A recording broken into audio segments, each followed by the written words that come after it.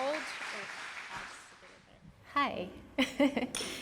I am super nervous, and I have lots of butterflies right now.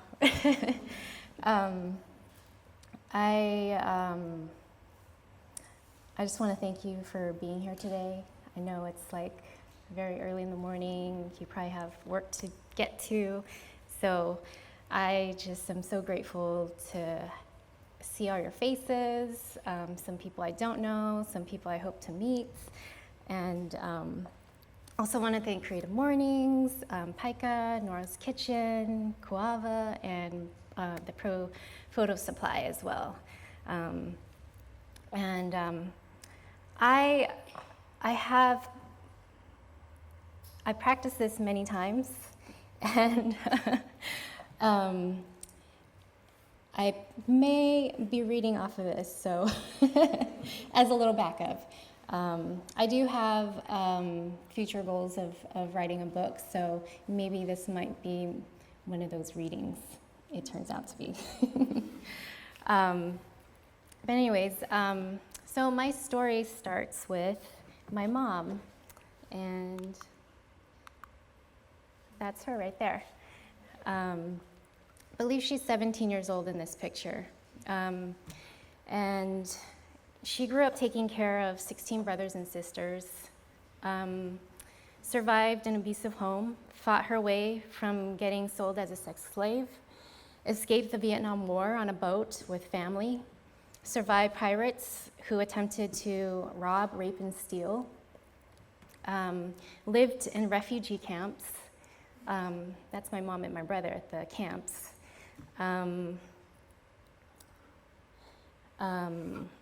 Until we were sponsored by an American family to come to the US. And just a few weeks later, I was born. That's not me, that's my brother.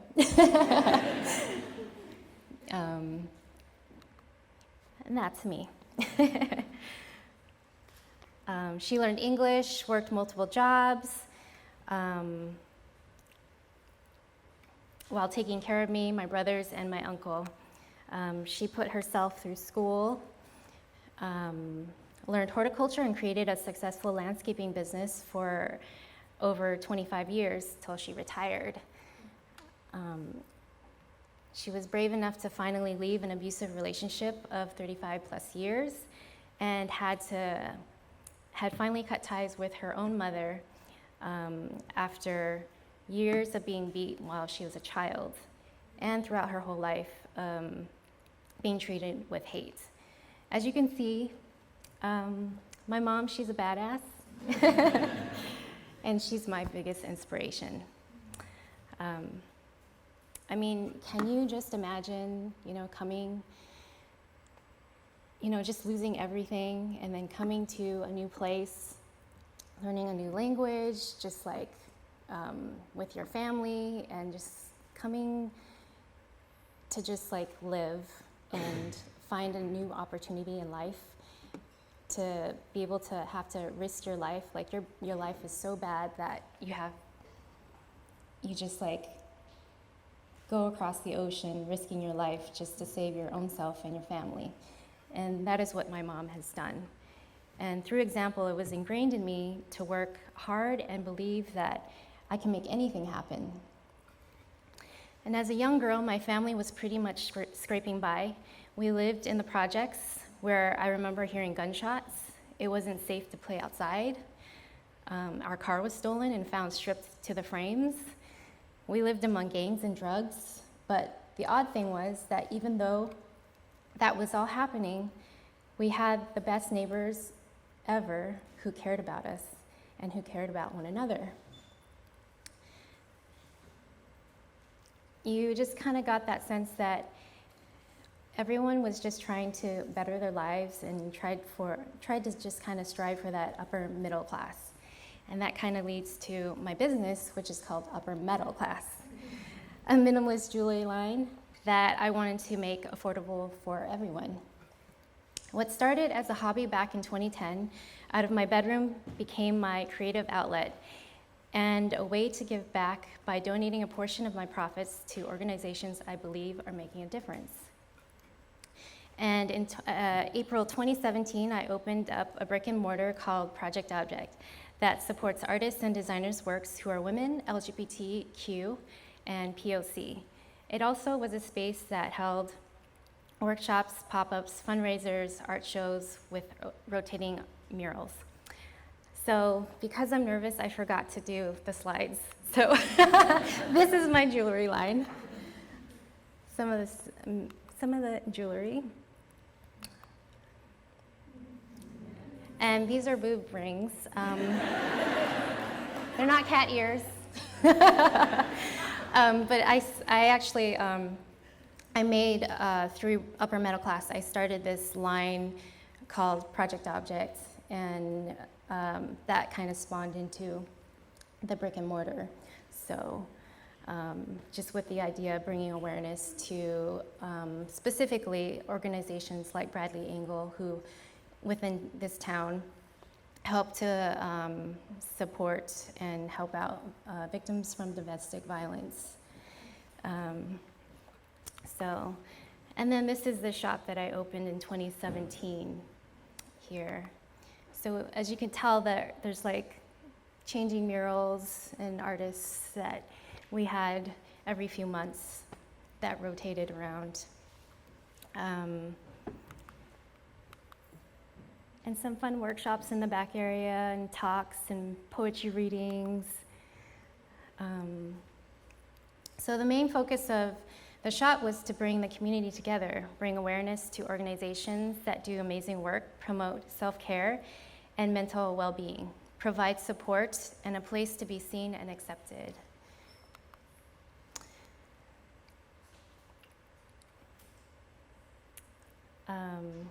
If it wasn't for the community, the family that sponsored us to come to the US, the doctors and nurses who were able to save my brother's life from leukemia, which basically when we arrived to the US, my brother was pretty much sick and never got better. And eventually she found out that he had leukemia. And so she also had to deal with that besides all the other things she was dealing with. So, you know, if it wasn't for all those people along the way that helped us out, we wouldn't be here today, you know? These are just some of the reasons why I donate part of my profits to organizations who are making a difference in the community. I just think it's just important to do some, you know, give back in some way. You know, people have given back to us so much. It just makes sense. I also volunteer my time because I feel like that makes my life make sense. I've just always felt it was important to be able to also do that at the same time, because it is different from actually donating money and giving something. It's just more connected, I feel like. So a way that I donate my time is as a hospice volunteer, and I've been doing that for over 6 years. If you don't know what that means or entails, it's basically means I spend time with people who have weeks or months to live. Sometimes we're lucky and, you know, they're able to live for close to a year. So I went into thinking that I would be helping people, which I have, but it also has helped me to feel more connected, and it's fulfilled me in so many different ways. I know a lot of people have a hard time with dealing with the idea of death, but to me, it has been an honor and privilege to be part of any person's life during their last moments. It's grace that I see in them, and with everything, things must come to an end at some point.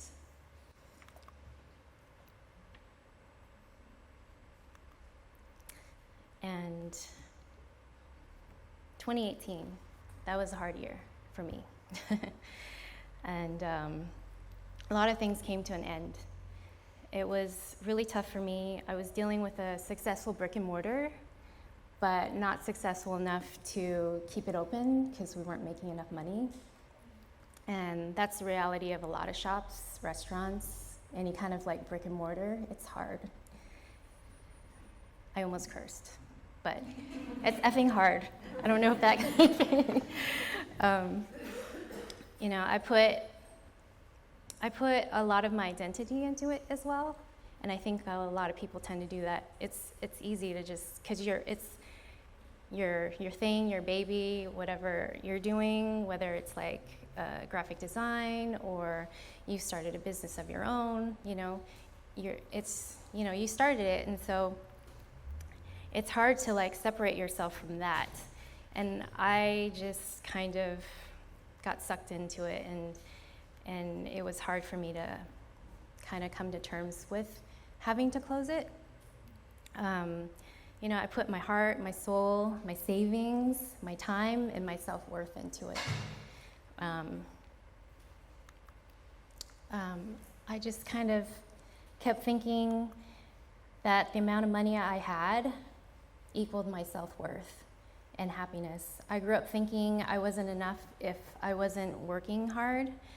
I had kind of put high standards for myself, just seeing my family work really hard.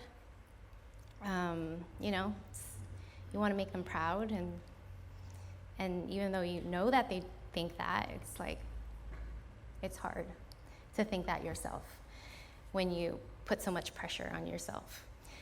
So when the shop wasn't generating enough money to sustain it, I took it as a fail. I also felt a deep guilt for knowing all the struggles my mother had gone through to provide me a good life. And now that my business was failing, I was failing her.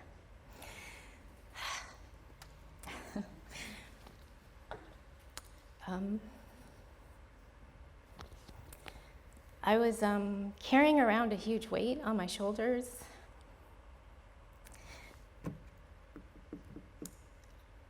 And I held on to the shop, sorry.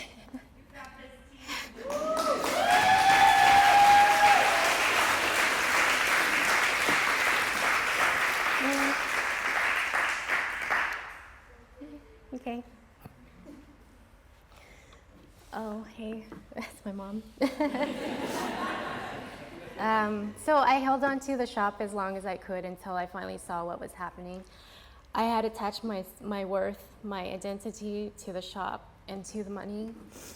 A sense of failure just loomed over me.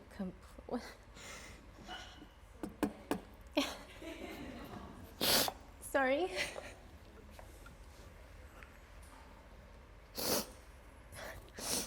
Okay.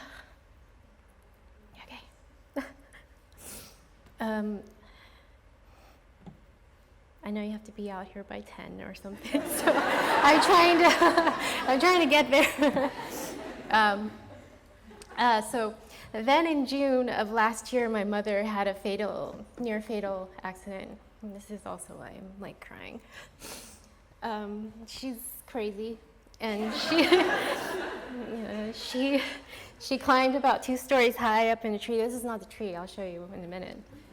To cut it from our backyard because she was afraid it would get too windy at some point and break onto the neighbor's house.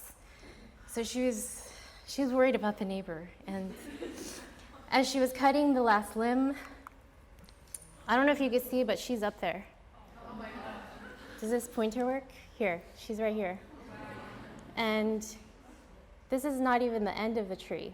It's like here. She's crazy.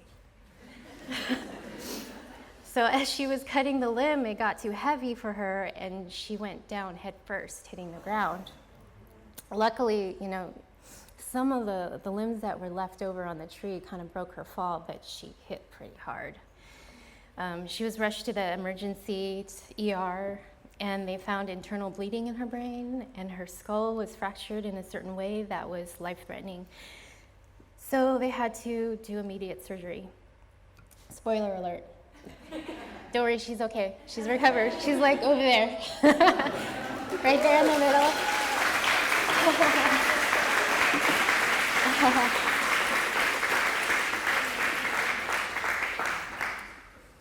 So that's her in the hospital, being okay.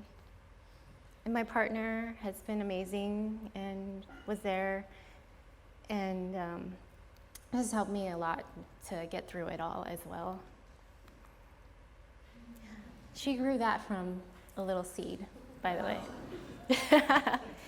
Plant whisperer. And while that was going on, my mom and I were while that was going on with my mom, I was taking care of my senior dog, Gizmo, who was losing mobility and needed a lot more attention.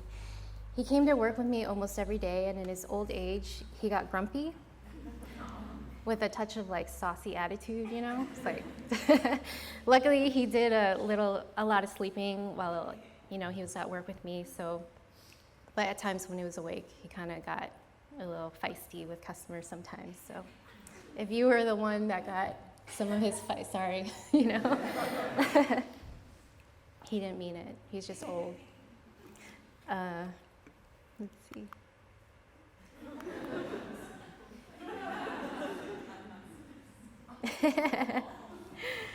So I ended up taking him on a nice road trip because I knew it was like his time was there wasn't very much time left, so we had a good time. And then at some point, you know, this 45-year-old guy couldn't really walk very much anymore. I had to carry him. So let's just say, like, I got a pretty good workout throughout my days, but this also helps. So it was quite overwhelming, and I struggled with depression. I'd cry when I was alone at home, at the shop, in my car, in the middle of eating my feelings, which maybe some of you know how to do. I mean, can you imagine having ice cream and then it just becomes weird and salty, you know?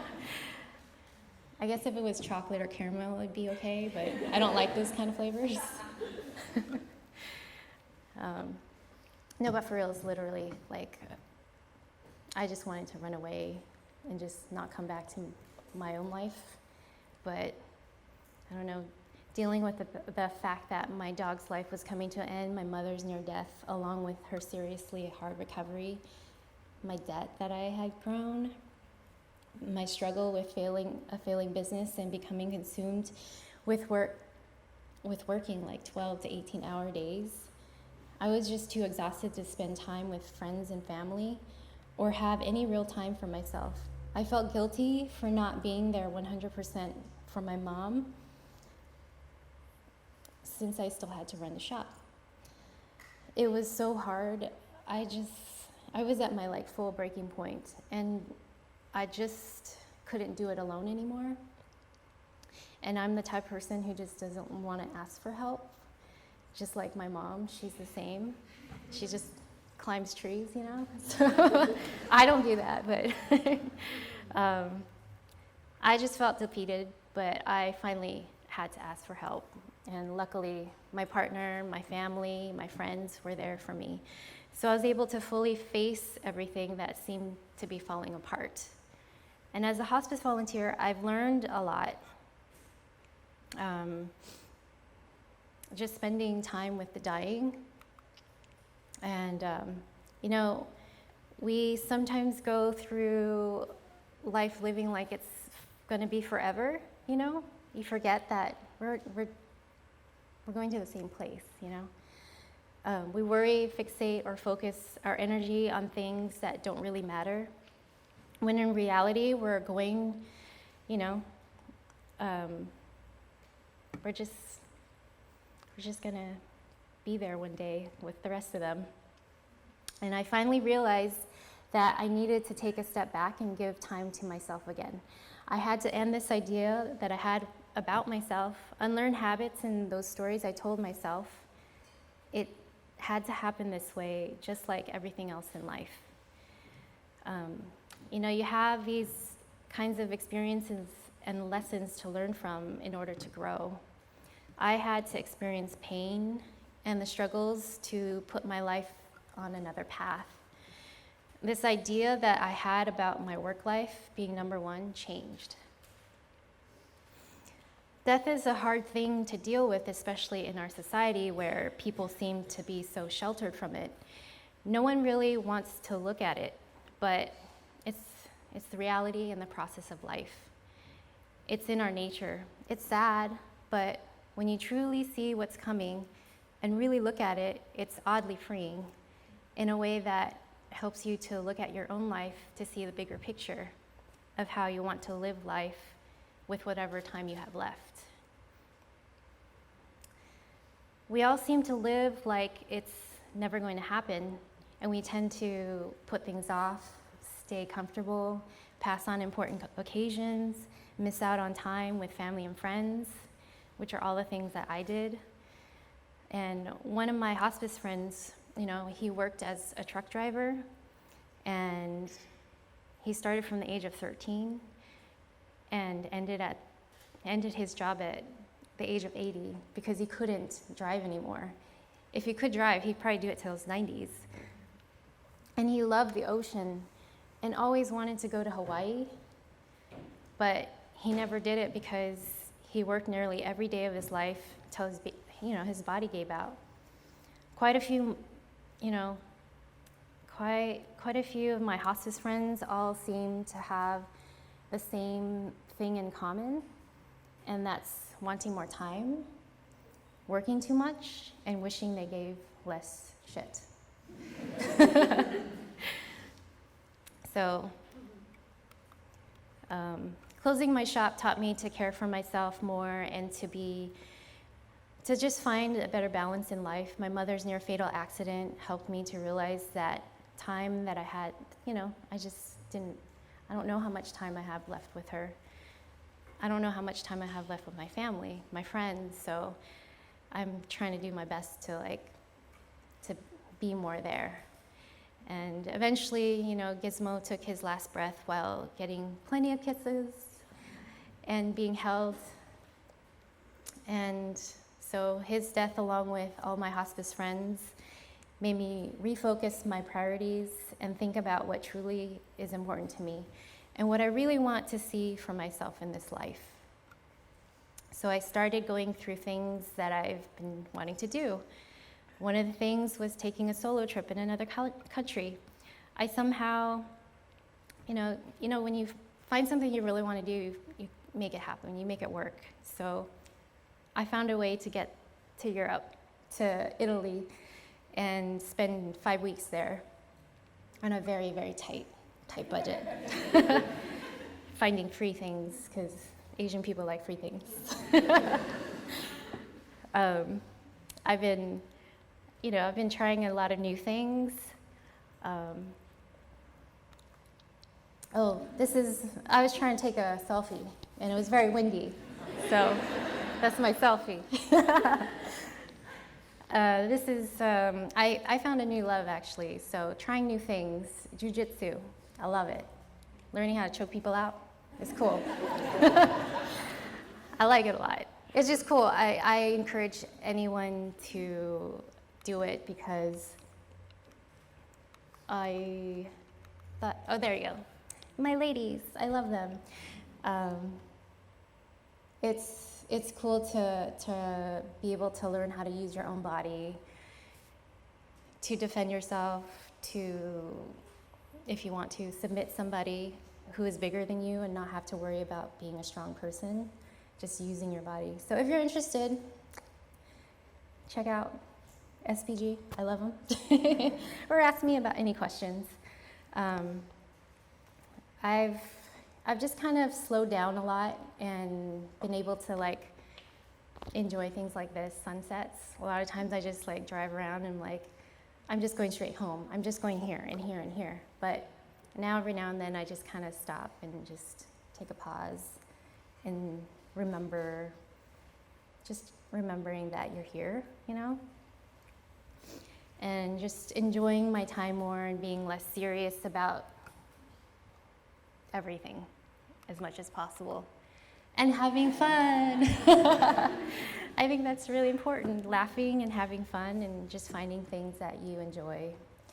So what seemed to be one of the most challenging times of my life has brought me to where I am today. I learned to find what's important to me and practice being grateful for my life every day. I journal every morning. I write down all the things I'm grateful for. I have like a whole thing I do, and it's just kind of like sets the tone for the morning and the rest of the day so that I don't automatically think of negative things, because I think that's what happens a lot of times. You pick up your phone and then it's like negative, negative, negative, negative. So I don't know, the past 9 months I've just kind of been, what am I grateful for? Just making sure and remembering that there are good things, because it's hard sometimes, especially what's going on around us. It's hard to not get sucked into all that negativity. So I hope you'll find something for yourself that you can do that'll remind you that it's okay. It'll be okay. And just to remember that this life will not last forever, and every day is truly a privilege, an experience to, enjoy every part of life, even if it's a cold, salty ice cream, Knowing that things change and evolve, it's freeing to know that, and to be able to let go, to know that nothing is permanent, things will pass, and to learn how to just go with the flow of life. And whatever bummers, you might have going on, if you have some kind of magic and don't have anything, bad happening, then maybe you could share your secrets, I just hope that you're all able to look at whatever that is and remind yourself that you don't have to hold yourself back. Shoot for your dreams, try new things, and if it doesn't work out, thank yourself for taking the leap, and know that it's okay to let go and move on if it doesn't work out, And if it does work out, thank yourself. Whenever the time comes, I want to know I did my best and that I have no regrets when it comes to the end. And I wish that for all of you too. So, thank you.